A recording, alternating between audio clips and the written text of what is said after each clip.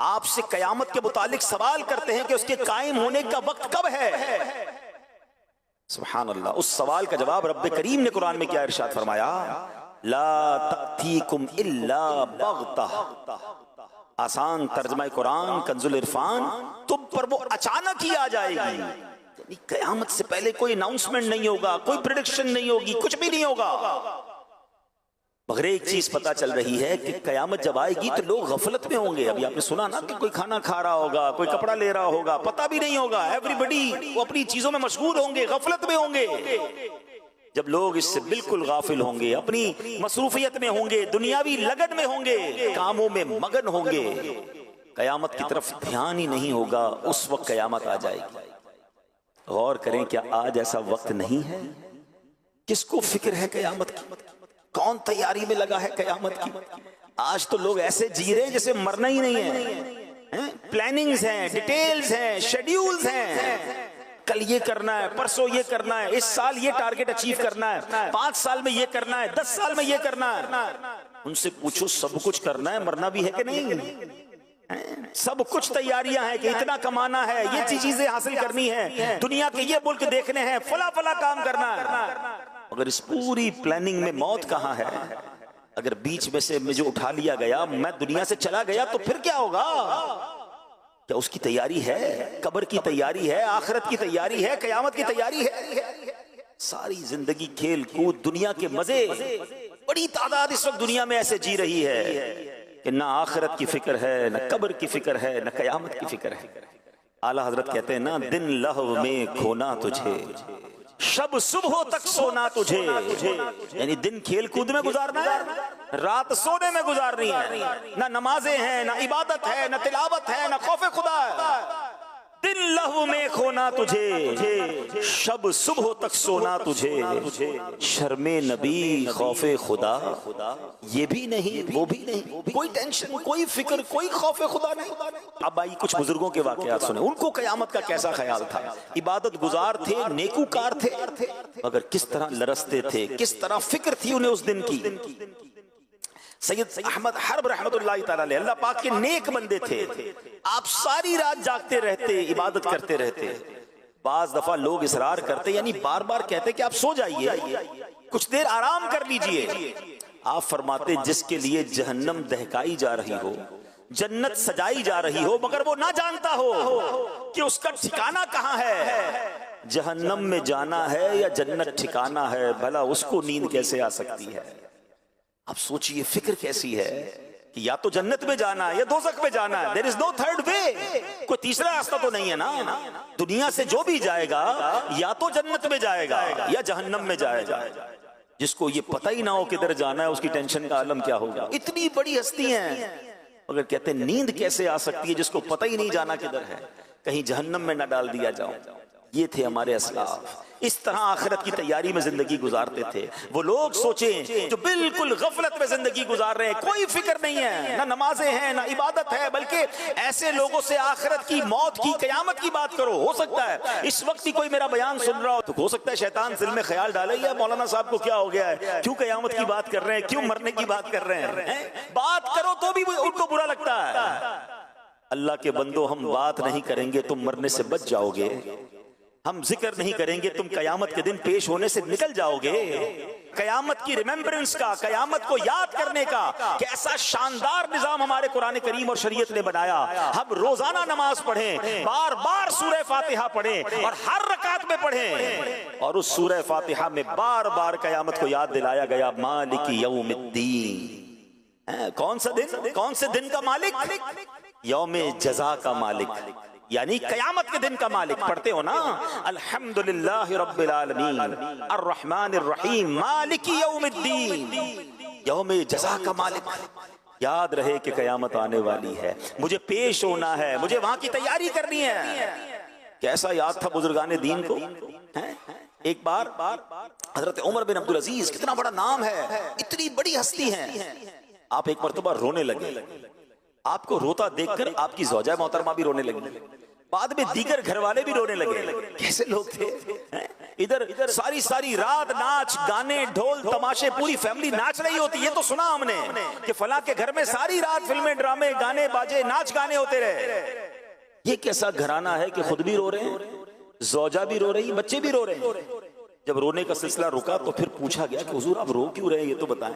घर वाले पूछते हैं अमीरुल मोमिनीन आप क्यों रो रहे हैं? तो फरमाया मुझे बारगाह इलाही में हाजिर होना याद आ गया, जिसके बाद कोई जन्नत में जाएगा तो कोई दोजख में।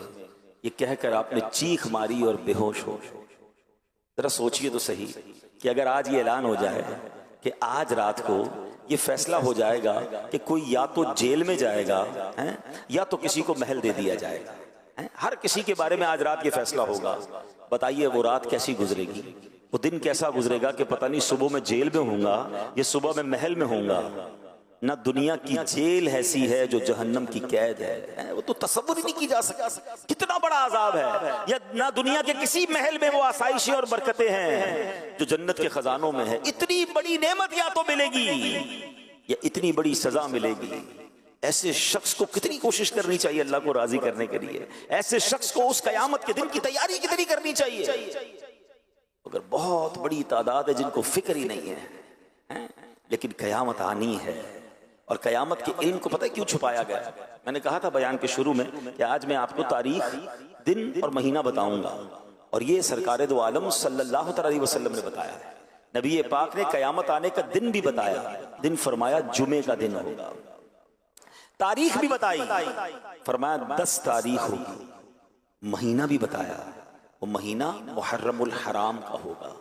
सिर्फ साल नहीं बताया है, ठीक है, 10 मुहर्रम और जुमे का दिन होगा जब कयामत आएगी। और फरमाया क्यों नहीं बताया? इसकी वजह ये उलमा फरमाते हैं ताकि हम हर वक्त डरते भी रहें, कयामत की तैयारी में मसरूफ रहें, गाफिल ना हो जाएं। किसी साल भी आ सकती है, हमें तैयार रहना है। ऐ मेरे प्यारे इस्लामी भाइयों, हाँ, प्यारे आका अलैहिस्सलाम ने मुख्तलिफ मकामात पर मुख्तलिफ हदीसों में कयामत की निशानियां बयान की। कयामत से पहले ये बातें हैं जो हो जाएंगी, और उनमें से बहुत सारी निशानियां हो चुकी हैं। आज हम अपने बयान में कयामत की कुछ निशानियों के बारे में जानेंगे।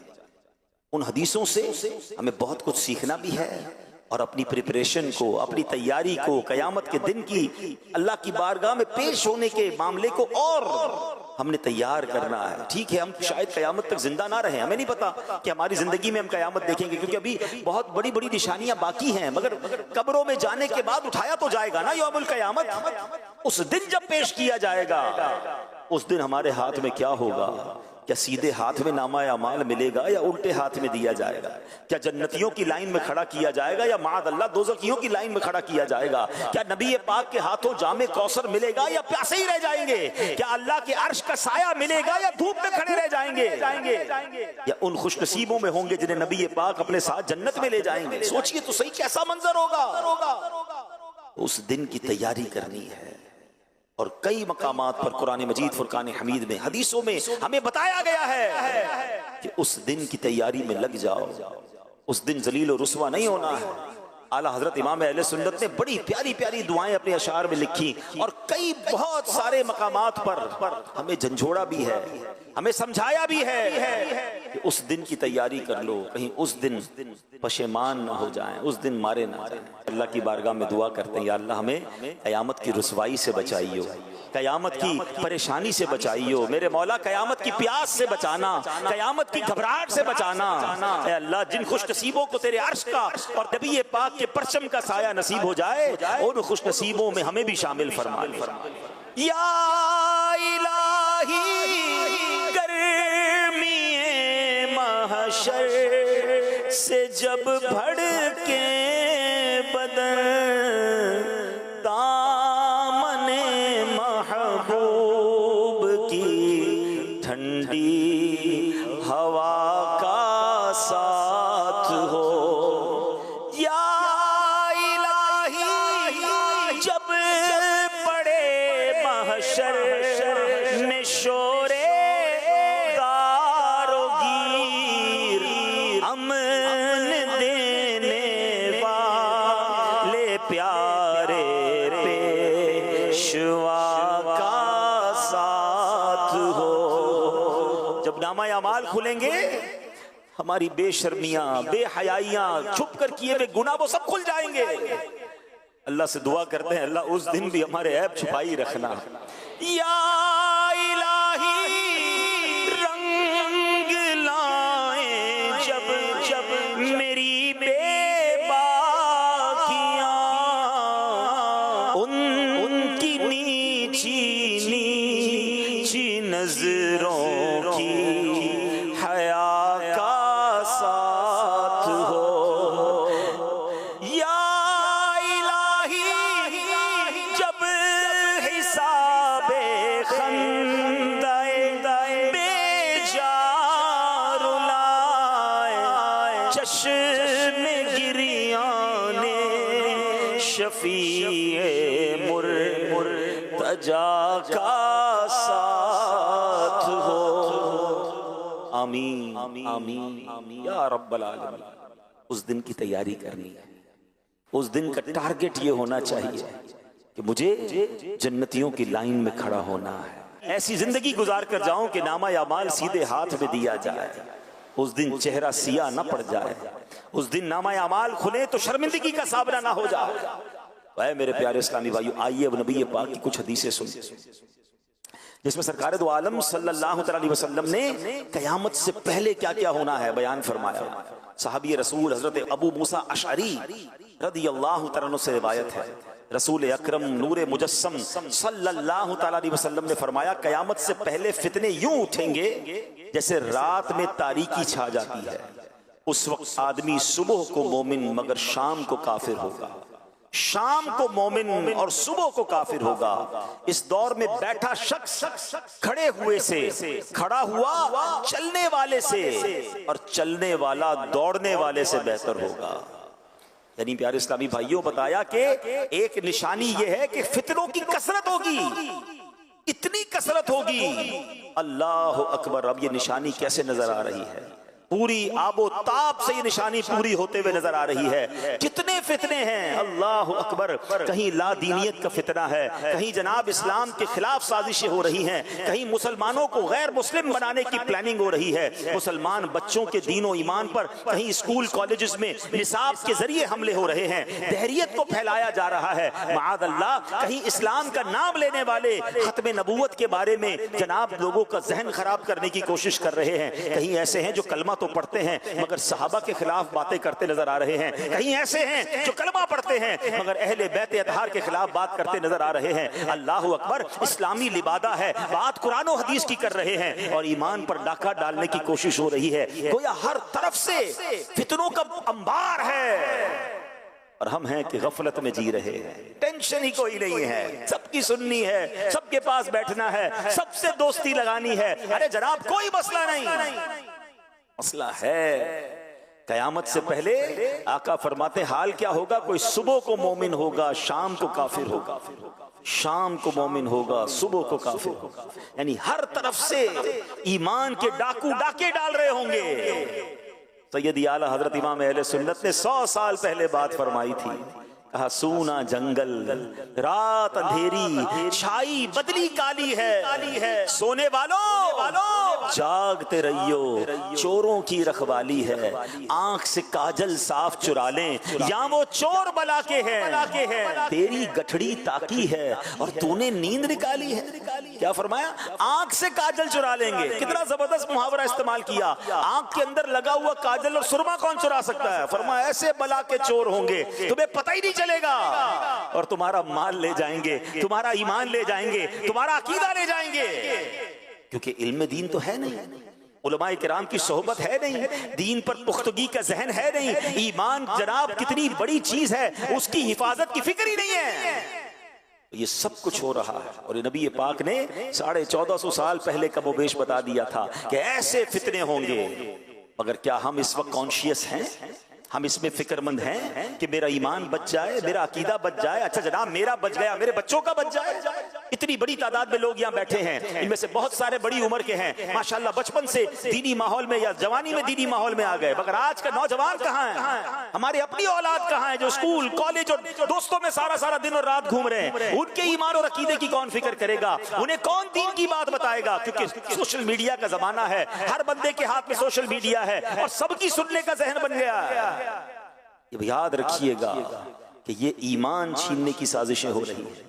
हमें ईमान की हिफाजत करनी है, फितनों से अपने आप को बचाना है। अल्लाह अकबर। बुखारी शरीफ की हदीस सुनिए, इस हदीस से और समझ आएगा कि जब हर तरफ से फितने हो हमें क्या करना चाहिए। हमें साइड पर हो जाना चाहिए, फितनों की तरफ जाना नहीं है। नबी पाक फरमाते हैं, अल्लाह के आखिरी नबी रसूल हाशमी सल्लल्लाहु तआला अलैहि वसल्लम ने फरमाया, अन करीब एक जमाना आएगा कि उस वक्त मुसलमान का बेहतरीन माल बकरी होगा। क्या होगा? बकरी होगा, ताकि बकरियां लेकर पहाड़ों और बारिश की जगहों की तरफ निकल जाए और फितनों से अपना ईमान बचा ले। अल्लाह अकबर। इस हदीस के तहत उलमा फरमाते हैं, इसका मतलब यह है कि कुछ बकरियां हों, गारों की तरफ जाए, वहीं बकरियां चराए, उसी के दूध से अपना गुजारा करे और अपना ईमान बचा ले, यानी फितनों वाली जगह से दूर चला जाए। अल्लाह अकबर। अब इससे हमें आज के दौर में क्या सीखने को मिल रहा है कि जहां फितना है, जहां ईमान के जनाब खिलाफ साजिशें हैं, वहां हमें जाना ही नहीं है। हमें उस गली में क्यों जाना है कि जनाब वहां दीन छीनने का, अकीदा छीनने का डर है। मगर कहते नहीं जनाब मैं फलां को जरा सर्च तो करूं, उसे तो सुनूं, उसकी गली में जाऊं, उसकी बात तो सुनूं, हदीस क्या कह रही है कि बकरियां लेकर बंदा अकेला चला जाए, ईमान बचा ले। अगर आज दुनिया भर में ट्रेवल करना है, लोग उन मुल्कों में हिजरत करने के ख्वाब देख रहे हैं कि हम उन मुल्कों में जाएं, अपने बच्चों को भेजें ताकि थोड़े पैसे कमा कर लाए, थोड़ा जनाब दुनिया भर की डिग्रियां लेकर आए। अरे कभी सोचा कि बच्चा जाकर डिग्री तो ले आएगा, कहीं ईमान ना देकर आ जाए, यूरो और पाउंड्स तो लेकर आ जाएगा मगर दीन और ईमान ना चला जाए। सबसे पहले ईमान है मेरे प्यारे साथी। दुनिया भर में सफर करने वाले, माइग्रेशन के ख्वाब देखने वाले, दुनिया भर के वीजों की लाइन में लगने वाले, एक बात का तो फैसला करो, जिस मुल्क में जा रहे हो, जिस इलाके में जा रहे हो, क्या वहां दीनदार लोग हैं? कहां वहां जाकर मेरा और मेरी औलाद का, मेरी आने वाली नस्लों का ईमान महफूज रहेगा? इसकी कोई टेंशन नहीं है। बताओ उधर पैसे कितने मिलेंगे, उधर जनाब करेंसी कितनी मिलेगी, उधर पासपोर्ट कितना जल्दी मिलेगा, सिर्फ ये सोचना है। बिल्कुल इसी तरह अपने कारोबार, अपनी दोस्तियां करते वक्त, अपनी रिश्तेदारियां करते वक्त सोचिए। लोग कहते हैं खानदान बड़ा है, बच्ची बहुत खुश रहेगी, बेटे की फला खानदान में शादी हो जाएगी, जहेज बड़ा अच्छा आएगा, ताल्लुकात बड़े मजबूत हो जाएंगे, बड़े बड़े खानदान से हमारा जनाब, बड़े कबीले और बड़े जनाब सिटी के लोगों से हमारा रिलेशन हो जाएगा, बड़े ओहदे वाले लोग हैं जनाब, बड़ा नाम है इनका। नाम बड़ा है, घर बड़ा है, गाड़ियां बहुत हैं, पैसा बहुत है, ईमान है कि नहीं? अकीदा दुरुस्त है कि नहीं? कोई नहीं पूछेगा, कोई नहीं सोचेगा। अपनी बेटी जिसके हाथ में दे रहे हो, जिस खानदान वालों के साथ रिश्ता कर रहे हो, कभी सोचा कि उनका अकीदा, सहाबा, अहले बैत, खुद नबी पाक और अल्लाह के बारे में क्या है? अरे कमाते बहुत हैं, कौन चेक करेगा कि हलाल कमाते हैं या हराम कमाते हैं? अगर सूद का काम करने वाला है तो अल्लाह से जंग करने वाला है ना, है ना? हदीसों में सूद का काम करने वाला कौन है? जैसे उसने अल्लाह से जंग की। अरे जो रब से जंग कर रहा है तुम उससे रिश्ता कर रहे हो, उसने तो बर्बाद होना है। अल्लाह से जंग करके तो कोई नहीं जीत सकता ना। किसी को कोई टेंशन नहीं है। दुनिया का मनसब, दुनिया का पैसा, दुनिया का नाम, जनाब फेम चाहिए। पता है मेरा रिश्ता किससे हो गया है? ये बात करनी है, ये नाम चाहिए। ईमान की फिक्र कौन करेगा? ना करो ऐसा।